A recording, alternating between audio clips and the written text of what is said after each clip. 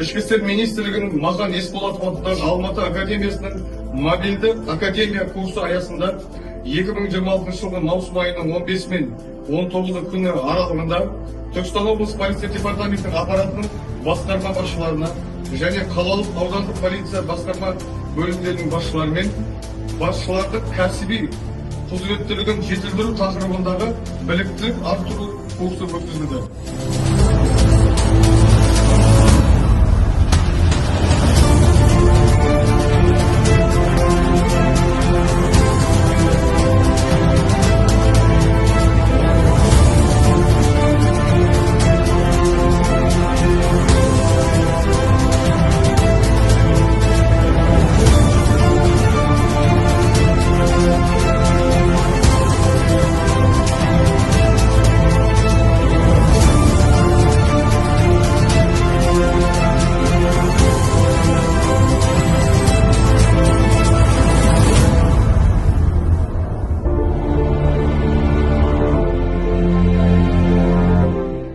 Оқытушы қанымдар, сіздерге мыңда бір рахмет, алғыс білдіреміз. Біздің жеке құрамда, біздің осы қызметкерлерімізді осындай ой өрісін кеңейтіп, біраз сабақ беріп, біраз білімдерін жоғарылатқан бірінші үшін өте рахмет.